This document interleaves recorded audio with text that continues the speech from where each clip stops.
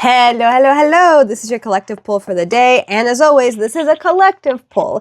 Take what resonates and leave what does not. And if you don't want to listen to this video, you don't have to. It might not be time for you.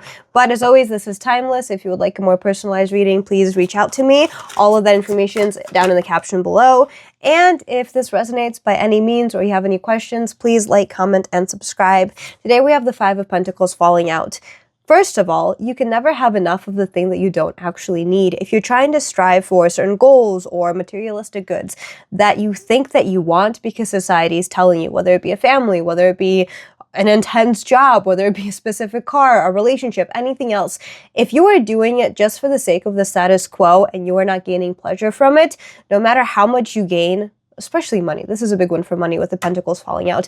It is never going to be enough for you, which means that you might not be paying attention to the correct things in your life that actually speak to your soul, that speak to your heart, and speak to your social contract that you have written out, your soul contract, that's what I'm trying to say, that you have written out when you were first born. So take a step back and take a look at what is it that actually gives you pleasure and what is it that you actually want more of in your life, especially if you don't feel like the money is enough, like the job is enough, like the relationship is enough. There should be something more for you.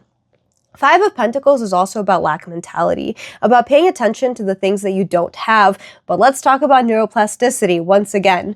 Your brain is only going to show you the things that you are hyperfixating on, which means that if you are hyperfixating on the fact that you don't have enough money, that you don't have the job that you want, that you don't have the relationship that you want, that you don't have the friends that you want, you are only going to start noticing more reasons of why that is true. If you want to make a change, you have to change your default thinking. You have to start paying attention to all that you are grateful for, of all that you are going to be grateful for in the future. I am grateful for the relationship that came into my life. I am grateful for all the financial success that came into my life, because until you start paying attention to the opportunities to gain those things, you are never going to get them. The more that you hyperfixate on the things that you don't have, the less you are genuinely going to have. So be careful of the way that you are thinking about everything that is in your life right now, because Tower card. Change is never going to happen unless you are open to it. Change is never going to be good for you unless you are open to these new opportunities that are coming up for you. And yes, change is scary. Change brings us out of our familiarity, but 2026 is coming with a lot of change, whether it be in your personal life, in the collective, as you have been seeing.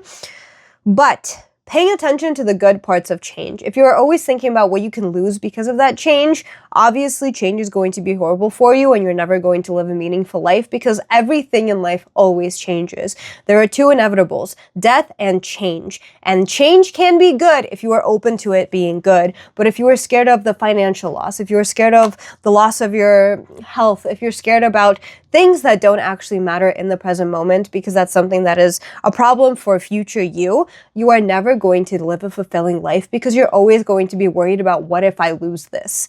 But if you're thinking about that, you've already lost it because you're not enjoying it in the present moment. That is why being grateful for what you have right here, right now is so important, because the more that you hyperfixate on what you don't have or what you could potentially lose, the more likely you are to manifest that, because you're not enjoying it in the present moment. And we can talk about how time isn't linear either, and if you're thinking about losing something, that's like living in the future where you already lost it.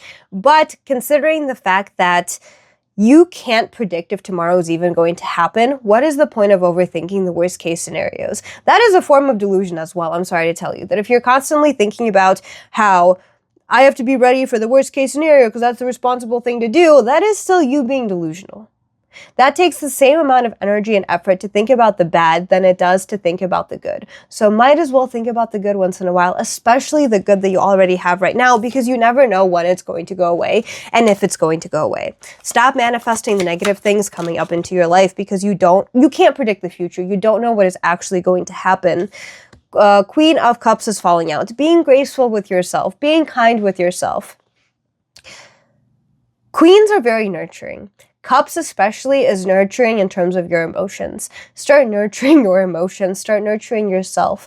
You don't have to constantly think about the worst case scenario. You don't always have to think about how you are losing something in the present moment, because your loss is is a closed door for something that you no longer need. And that is all a matter of perspective. I completely understand that if this doesn't resonate with you, you don't have to be delusional about it. But I will tell you that being delusional about the worst case scenario is the same thing as being delusional about the best case scenario. So might as well think about the positive, because what is the harm in that? What is the harm of being kinder to yourself? What is the harm of being more patient with yourself? Especially when times are tough. You don't have to be your own biggest enemy when life is already hard. So be kinder to yourself. Be more graceful with yourself. Be more patient with yourself. And allow yourself to be delusional, at least for a little bit. Because if things aren't working out, at the very least they can work out in your mind. And your nervous system cannot tell the difference between what is real and what is imagined. So might as well let yourself be okay for at least a millisecond every single day.